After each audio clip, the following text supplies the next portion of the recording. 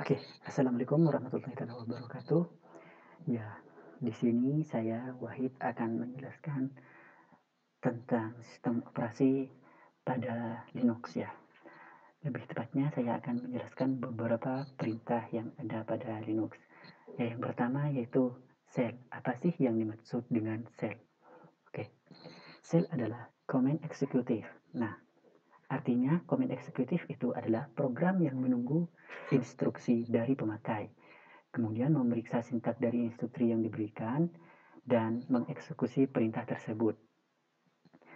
Di dalam shell ada beberapa macam shell, yaitu antara lain adalah garis miring bin garis miring sh, yang artinya Bourne Shell, dirancang oleh Steve Bourne dari AT&T.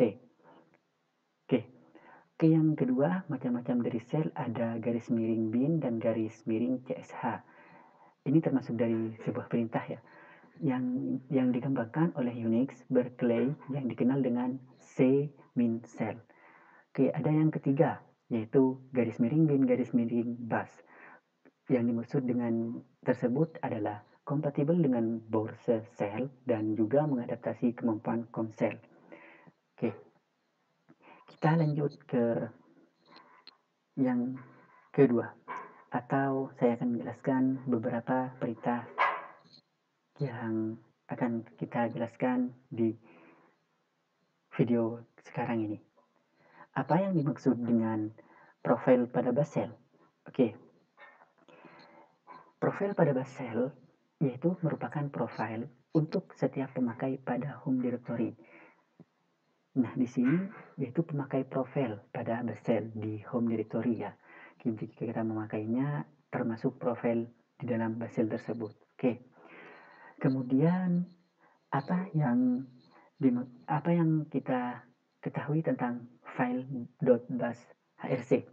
Oke, file.bash hrc adalah file yang akan dieksekusi untuk perpindahan dari satu shell ke shell yang lain melalui instruksi su.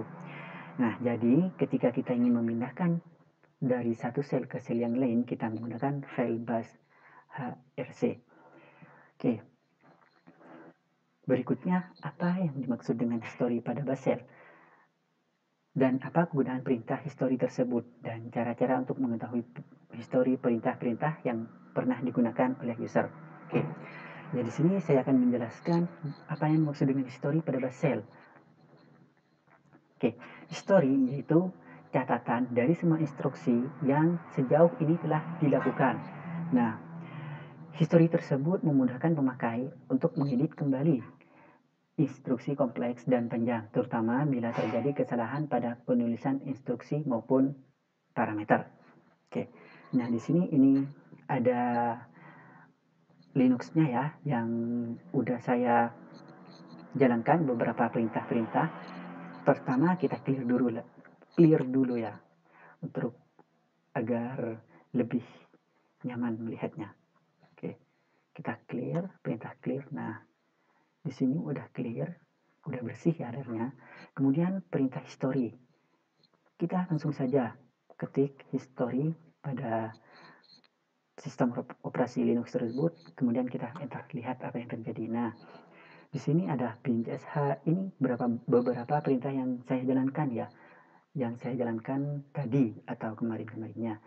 Karena di sini Linux-nya saya baru buat, jadi untuk bahasa RT atau yang lainnya itu belum ada masih, karena saya masih belum membuat subdirectory atau apapun itu yang biasanya kita lakukan di video-video sebelumnya. Karena di sini saya buat lagi sistem operasi Linux yang baru. Oke. Kemudian kita lihat apa yang dimaksud dengan Ctrl P, kegunaan dari Ctrl P. Oke. Ctrl P itu digunakan untuk melihat instruksi. Oke. Nah, instruksi sebelumnya. Nah, Ctrl P. Instruksi sebelumnya yaitu history. Coba kita Ctrl P lagi, clear, Ctrl P lagi, CD. Nah, untuk melihat instruksi berikutnya yaitu tinggal kita Ctrl N. Nah, Ctrl N ke clear, ke history. Ctrl P lagi sampai atas, sampai perintah 2, 2, 3. Nah, kita kontrol N ke perintah selanjutnya ya, 22322, yang ini di sini ya, di atasnya itu ya, di angka 17 itu di perintah ke-17. Kemudian kita ke perintah 18, kita kontrol N. Nah, sampai perintah terakhir history. Nah, dan akhirnya perintah kemudiannya kosong ya. Kemudian apa yang dimaksud dengan tanda seru 2 seperti ini? Kegunaan dari perintah ini apa sih? Yaitu eksekusi kembali instruksi sebelumnya. Ini sama dengan, hampir sama dengan Ctrl P ya. Coba kita enter. Nah, instruksi sebelumnya yaitu history. Maka kita akan kembali ke history. Ke apa yang di dalam history, perintah history tersebut. Instruksi yang history tersebut jalankan. Seperti ini teman-teman. Coba kita buat mkdir aku. Terus cat, saya udah agak lupa teman-teman untuk perintah-perintah yang sebelumnya kita pakai. Nah, benar ternyata seperti ini. Cat aku.txt isinya ini isi file saya. Oke. Kemudian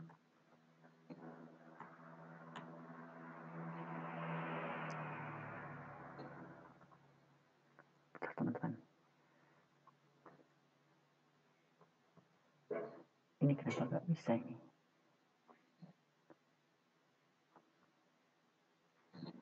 Oke, barusan ada masalah sedikit ya. Jadi untuk perintah seperti, kenapa nggak bisa lagi ini? Bentar, oh bisa. Ada error barusan. Oke, bisa kembali. Nah, untuk perintah seperti ini, jadi ini akan mengeksekusi kembali instruksi sebelumnya. Coba kita cd aku. Nah, di situ kan masuk ke subdirektori aku. Kemudian kita ke cd. Nah, untuk ke perintah sebelumnya kita coba tanda seru 2. Nah, ke cd. Jadi kalau kita cd aku, perintah cd aku untuk masuk ke directory aku, kemudian kita ke buat tanda seru 2 seperti ini. Nah, cd aku bas no such file directory, artinya itu tidak ada directory di dalam aku. Jadi subdirektorinya itu cuma aku, dan isi dari aku itu adalah belum ada ya, bukan adalah, maksudnya belum ada karena belum saya isikan. Kemudian perintah berikutnya yaitu perintah seperti ini. Apa fungsi dari perintah ini? Nah, kenapa ada error di sini? Maksudnya too many argument, karena saya masih belum mempelajarinya apa dari arti dari tanda seru 2 kemudian min 33. Sebenarnya di sini yaitu artinya untuk instruksi sebelumnya akan diulang. Tapi instruksi sebelumnya maksudnya gimana ini? Coba sini kita kembalikan lagi ke awal. Coba tanda seru lagi. Min 3. Oke. Enter. Ya, kita skip dulu aja ya. Ketimbang kita mencari instruksi sebelumnya kan diulang, tapi yang saya masukkan instruksi sebelumnya kan itu saya menginstruksikan untuk ke dalam, masuk ke subdirektori ya. Jadi kita skip aja. Kemudian ini tanda seru 2 yaitu ke mengulang instruksi sebelumnya kan ya, kembali ke instruksi sebelumnya. Jadi akan ke instruksi tanda seru 2 kemudian min 3 tersebut. Jika kita ke cd aku, maka ke aku, kemudian tanda seru kita ulangi lagi ya, penjelasan saya tadi, yaitu tanda seru 2. Nah, ke file directory cd aku. Oke. Mungkin seperti itu saja. Nah, di sini saya akan menambahkan beberapa perintah ya. Coba kita menggunakan perintah VI. Apa yang dimaksud dengan perintah VI? Ternyata VI itu munculnya seperti ini, teman-teman. Saya juga kurang mengerti, teman-teman, karena saya itu pengguna Windows ya, bukan pengguna Linux. Tapi di sini saya akan menjelaskan beberapa perintah yang ada pada Linux, dan itu cuma sebagian saja. Oke, VI untuk dan VI ternyata untuk seperti ini ya, teman-teman. Dan kemudian kita VI lagi, coba visual. Oke, apa di sini nanti VI lagi.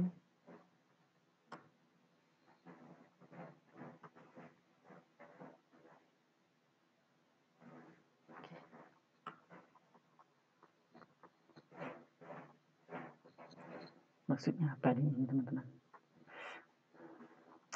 VI. Oke. Perintah VI. Insert bot. Oke, coba VI lagi. Gak berfungsi ternyata, teman-teman, untuk perintah-perintah VI ini. Coba kita ketik insert. Gak bisa juga. Kemudian delete.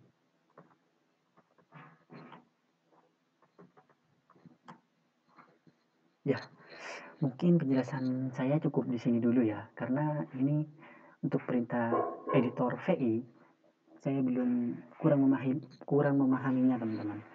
Cuma ya sekedar seperti itu saja ya, perintah VI-nya muncul seperti tadi, dan kemudian nyampe sini ini saya stuck. Gimana ini untuk kembalinya? Oke, mungkin di video selanjutnya saya akan jelaskan perintah VI ini tersebut. Oke, makasih ya teman-teman karena telah menonton. Wassalamualaikum warahmatullahi wabarakatuh.